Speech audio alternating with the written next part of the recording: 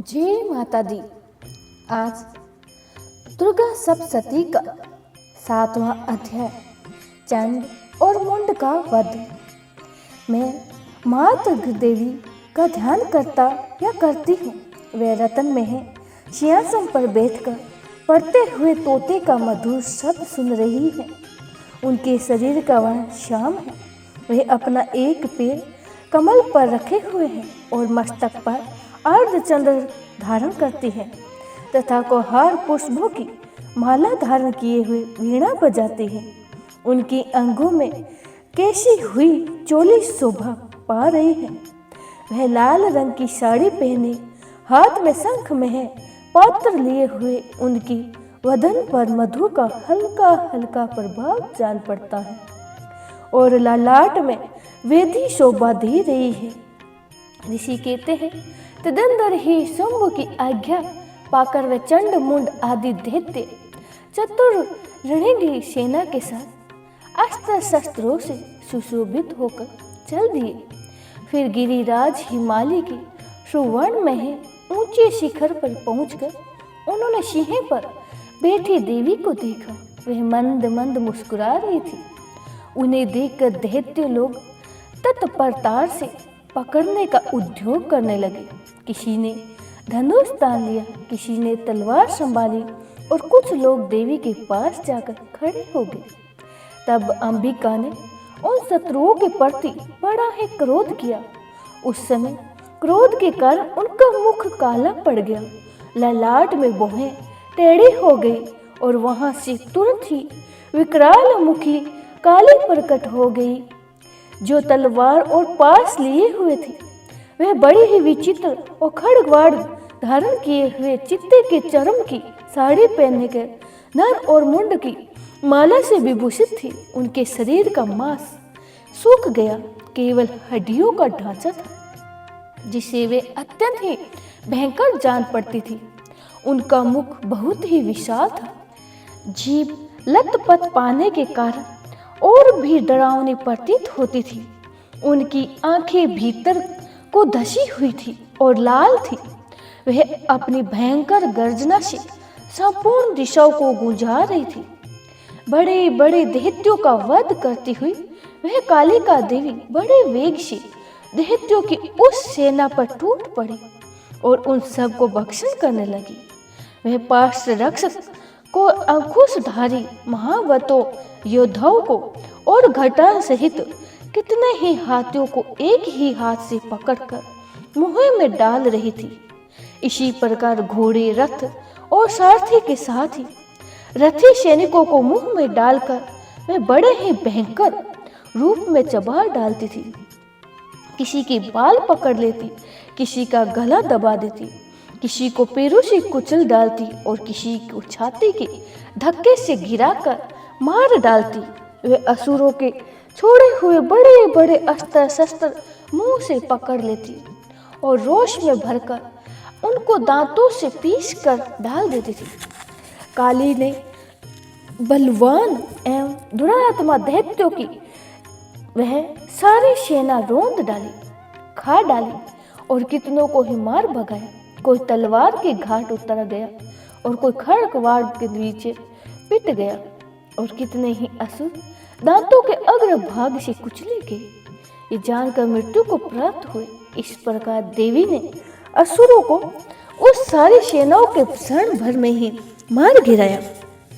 यह देखकर चंड उन अन्य भयंकर काली देवी की ओर दौड़ा तथा महादैत्य मुंड ने भी अत्यंत भयंकर बाणों की वर्षा की तथा हजारों बार चलाए हुए चक्रों से उन भयंकर नेत्रों वाली देवी को आच्छादित कर दिया। वे अनेकों चक्र देवी के मुख में समाते हुए जैसी जान पड़े मानो सूर्य के बहुत मंडल बादलों के उधर में प्रवेश कर रहे हो। तब भयंकर गर्जना करने वाली काली ने अत्यंत ही रोष में भरकर विकट अट्टहास किया।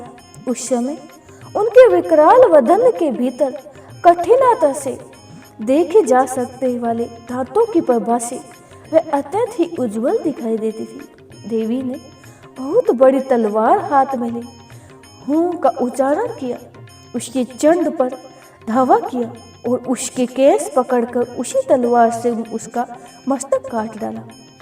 चंड को मारा गया देखकर मुंड भी देवी की ओर दौड़ा और तब देवी ने रोष में भरकर उसे भी तलवार से घायल करके धरती पर सुला दिया। महापराक्रमी चंड और मुंड को मारा गया देख मारने से बची हुई बाकी सेना बहस से व्याकुल होकर चारों ओर भागने लगी। तदंतर ही काली ने चंड और मुंड का मस्तक हाथ में लेकर चंडिका के पास जाकर प्रचंड अट्टहास करते हुए कहा, हे देवी, मैंने चंड और मुंड नामक 2 महापशुओं को तुम्हें भेंट किया है। अब युद्ध में यज्ञ में तुम शुंभ और निशुंभ का स्वयं ही वध करना।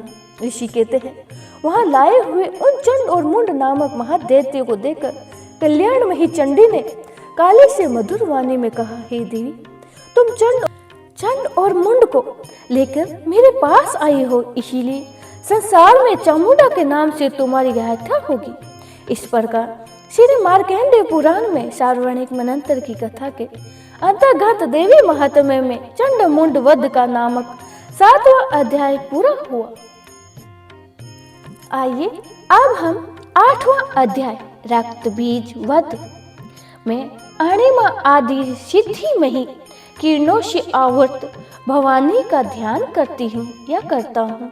उनके शरीर का रंग लाल है, नेत्रों में करुणा लहरा रही है तथा हाथों में पास, अंकुश, बाण और धनुष शोभा पाते हैं। ऋषि कहते हैं, चंड और मुंड नामक दैत्यों के मारे जाने तथा बहुत सी सेनाओं का संहार हो जाने पर दैत्यों के राजा प्रतापी शुंभ के मन को बड़ा ही क्रोध हुआ और उसने दैत्यों की संपूर्ण सेना को युद्ध के लिए कूच करने लगे और आज्ञा दी।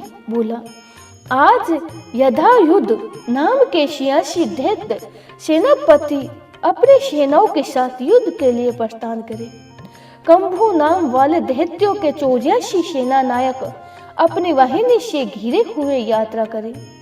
50 कोटि वीर्य कुल के और 100 ध्रुव कुल के असुर सेनापति मेरी आज्ञा से सेना सहित कूचे करे।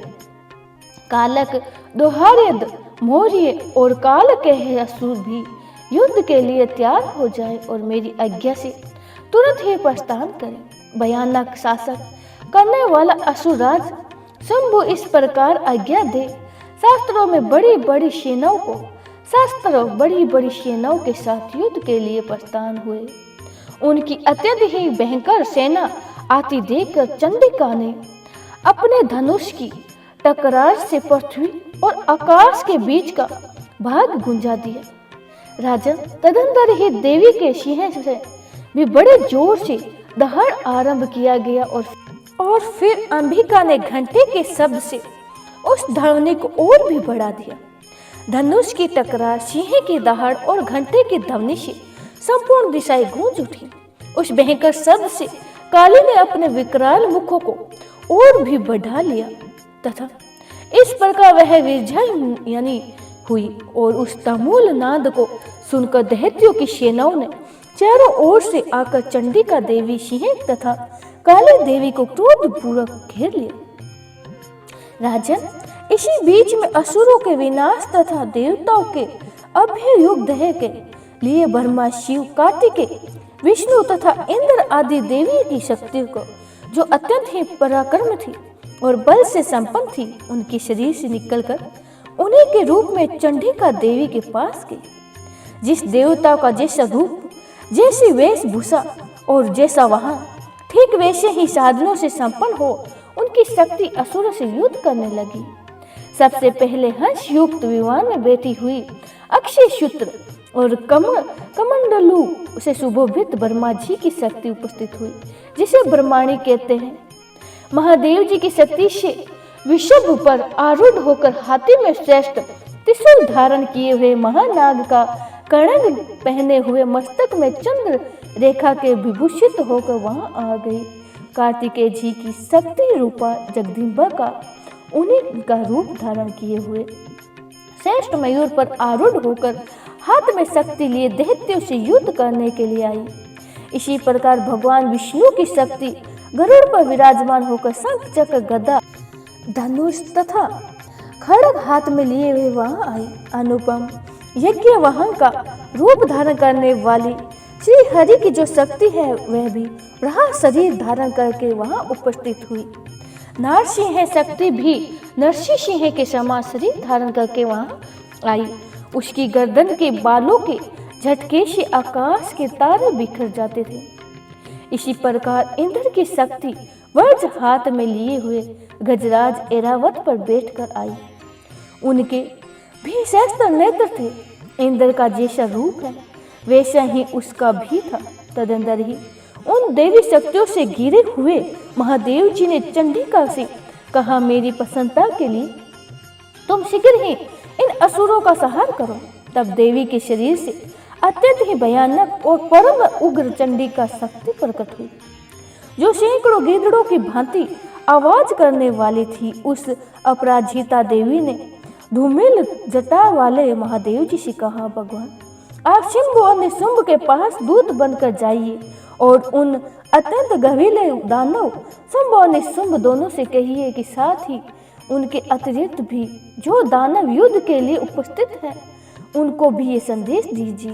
दैत्यो, यदि तुम जीवित रहना चाहते हो तो पाताल लोक को लूट जाओ, इंद्र को त्रिलोकी का राज्य मिल जाए और देवता यज्ञ भाग का उपयोग करें। यदि बल के घमंड में आकर तुम युद्ध की अभिलाषा रखते हो तो आओ, मेरी सिंहाएं तुम्हारे कच्चे मांस तृप्त हो जाएगी। क्योंकि उस देवी ने भगवान शिव को दूत के कार्य में नियुक्त किया था, इसीलिए वह शिव दूती के नाम से संसार में विख्यात है। वह महादैत्य श्री भगवान शिव के मुंह से देवी के वचन सुनकर क्रोध से भर गई और जहाँ कात्यायनी विराजमान थी उस ओर बढ़े। तदंतर ही वह दैत्य अमरस में भरकर पहले ही देवी के ऊपर बाण, शक्ति और तुष्टि आदि अस्त्रों की वृष्टि करने लगे। तब देवी ने भी खेल खेल में ही धनुष की टकरार से ही और उसे छोड़ते हुए बड़े बड़े बाणों द्वारा दैत्यों के चलाए हुए बाण, शूल, शक्ति और हर्षों को काट डाला। फिर काली उनके आगे होकर त्रिशूलों शत्रुओं को शूल के पहाड़ से विधर्ण करने लगी और खड्ग वाग से उनका कचुम्बन निकालती हुई रणभूमि में विचरने लगी। ब्राह्मणी भी जिस जिस ओर दौड़ती उसी ओर अपने कमंडलों का जल छिड़क कर शत्रुओं को ओज और पराक्रमों को नष्ट कर देती। महेश्वरी ने त्रिशूल से तथा वैष्णव ने चक्र से और अत्यंत क्रोध में भरी हुई कुमारी कार्तिकेय की शक्ति ने तो शक्ति योग के दैत्य संहार आरंभ कर दिए। इंद्र शक्ति ने वज्र पहाड़ से विदीर्ण होकर सैकड़ों दैत्य दानव रक्त धारा बहती हुई पृथ्वी पर सो गए। ब्रह्माई शक्ति ने कितनों को ही अपनी थुम की मार से नष्ट किया। दाढ़ियों के अग्रभाग से कितनों की छाती में छेद कर डाले तथा कितने ही दैत्य उनके चक्कर की चोटों से विदीर्ण होकर गिर पड़े। नरसिंह भी दूसरे महादैत्य को अपने नखों से विदीर्ण करके खाती और सिंहनाद से दिशा और आकाश को गुंजाती हुई युद्ध क्षेत्र में विचरने लगी। कितने ही असुर शिव दूती के प्रचंड अट्टहास से अत्यंत ही भयभीत होकर पृथ्वी पर गिर पड़े और गिरने पर और भी उन्हें शिव दूत ने उस समय अपना ग्रास बना लिया।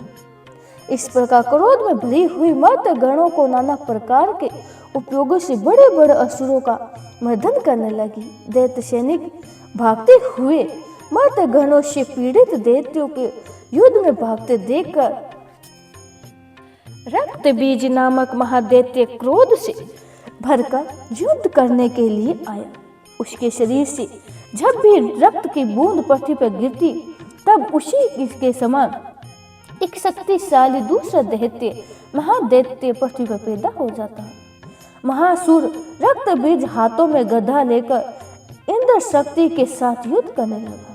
तब इंद्राणी ने अपने वज्र से रक्त बीज को मारा।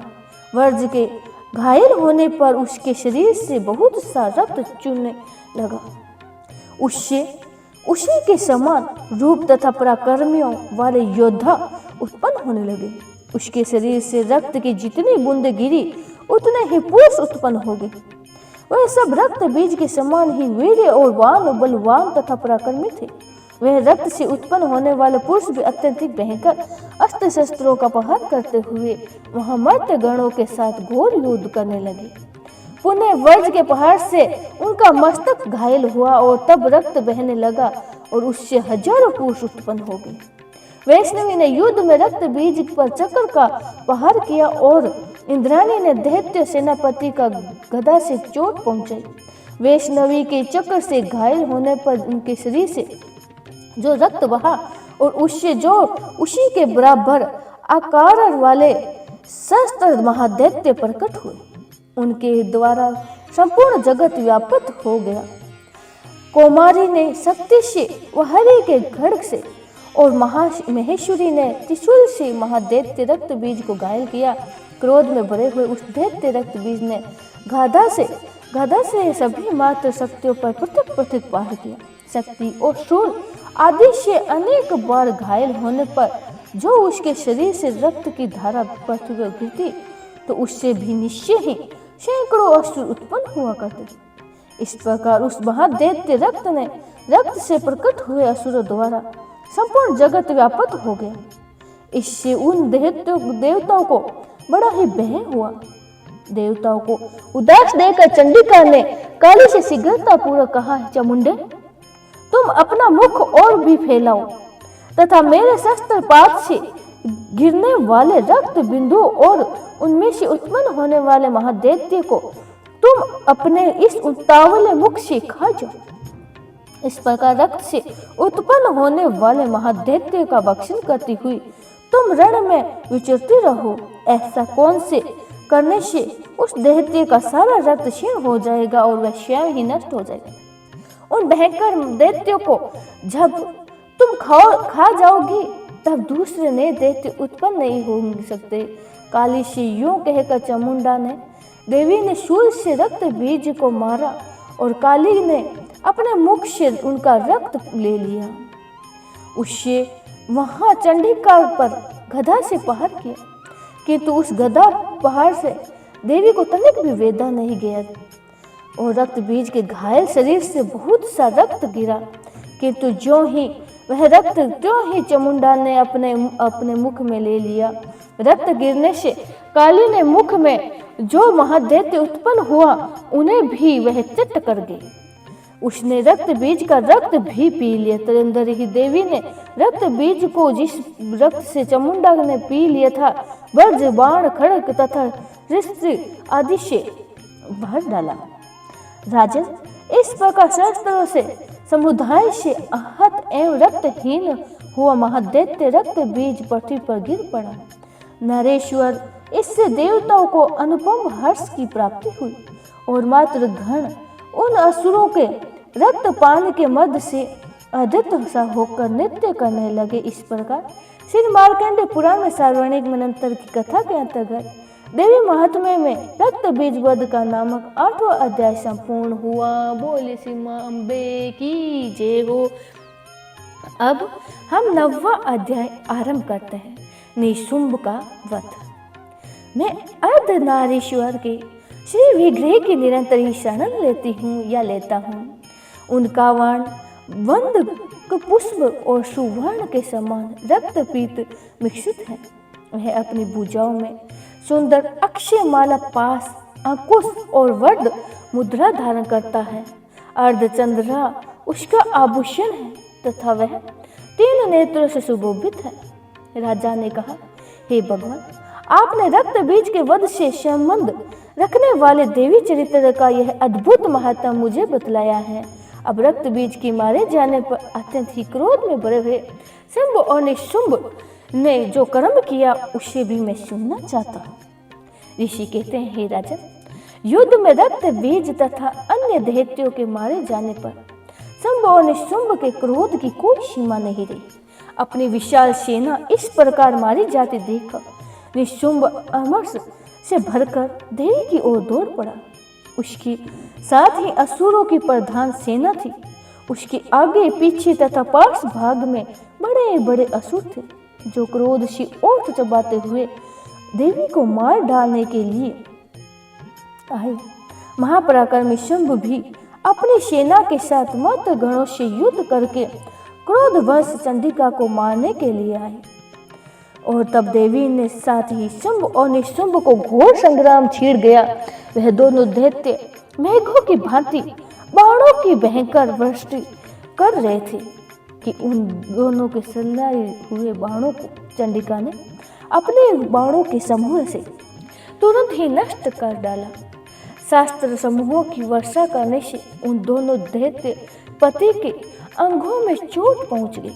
निशुंभ ने तीखी तलवार और चमकती हुई ढाल लेकर देवी के श्रेष्ठ वाहन सिंह के मस्तक पर प्रहार किया। अपने वाहन को चोट पहुंचाने पर देवी ने सुरपर नामक बाण से निशुंभ की श्रेष्ठ तलवार तुरंत ही काट डाली और उसकी ढाल ढकनों को भी उस जिसमें 8 चांद जड़े थे खंड खंड कर दिया।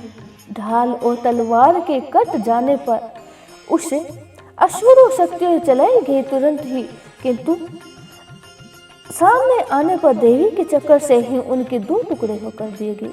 अब तो निशुंभ क्रोध से जल उठा और उस दानव ने देवी को मारने के लिए सूल उठाया, किंतु देवी ने समीप आने पर ही उसे भी एक मुक्के से मार गिराया और चुप कर दिया।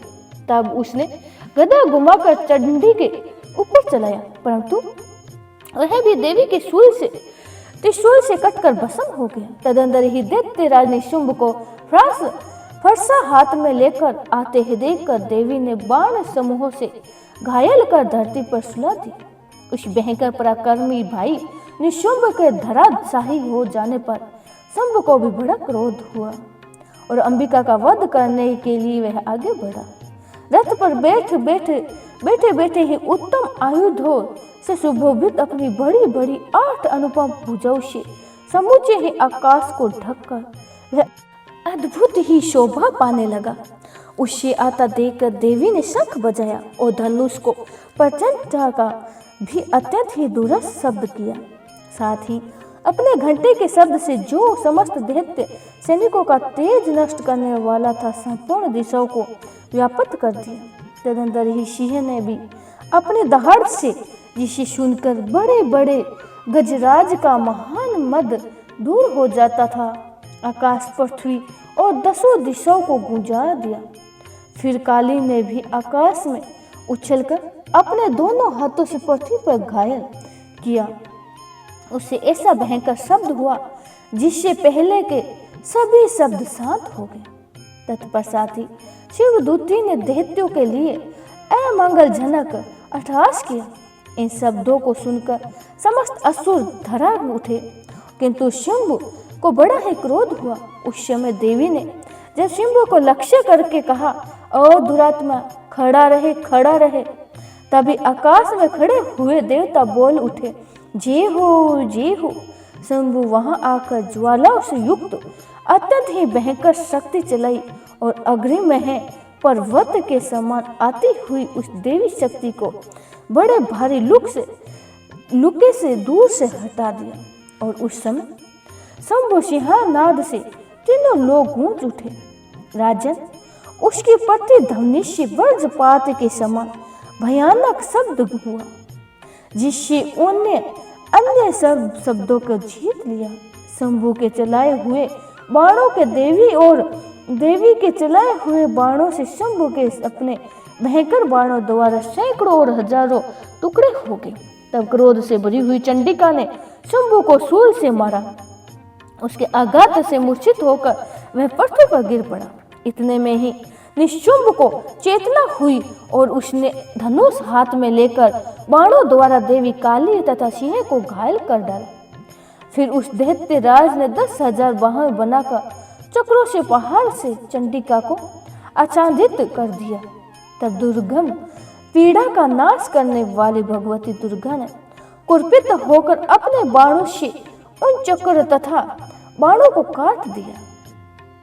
और ये देखकर निशुंभ दैत्य सेना ने साथ ही चंडिका का वध करने के लिए हाथ में गदा लेकर बड़े वेग से दौड़ा। उसके आते ही चंडी ने तीखी तलवार धार वाली से उसकी गधा को शीघ्र ही काट डाला। उसने अपने शूल हाथ में ले लिया और देवताओं को पीड़ा देने वाले निशुंभ शूल हाथ में लिए आता देखकर चंडिका ने वेग से चलाए हुए अपने शूल से उनकी छाती छेद डाली। शूल से विधर्ण हो जाने पर उसकी छाती से एक दूसरा महाबली महापराक्रमी पुरुष खड़ी रहे कहता हुआ निकला। उस निकलते हुए पुरुष की बात सुनकर देवी हंस पड़ी और खड़ग से उन्होंने उसका मस्तक काट डाला। फिर तो वह पृथ्वी पर गिर गया। तदंतर ही सिंह अपनी दाढ़ी से असुरों की गर्दन कुचलकर खाने लगा और यह भयंकर दृश्य था।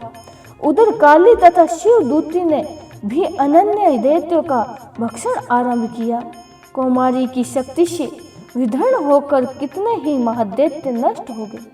ब्रह्माणी के मंत्रपूत और जल से निषेध होकर कितने ही बाघ खड़े हुए। कितने ही दैत्य महेश्वरी के शूल से छिन्न भिन्न होकर धराशाही हो गए। ब्रह्माणी के थुनखुन के आघात से कितनों का ही पृथ्वी पर कचुम्बन निकल गया। वैष्णवी ने भी अपने चक्कर से दानवों के टुकड़े टुकड़े कर डाले। ऐरावत के हाथी से छूटे हुए वज्र से कितने ही प्राणों से हाथ धो गए थे। कुछ असुर तो नष्ट हो गए, कुछ उस महायुद्ध से भाग गए थे तथा कितने ही काली शिवदूती तथा सिंह के ग्रास बन गए। इस प्रकार श्री मार्कंडेय पुराण में सार्वणिक मनंतर कथा के अंतर्गत देवी महात्म्य में निशुंभ वध नामक 9वां अध्याय संपूर्ण हुआ। बोले श्री मां अम्बे गौरी की जय हो।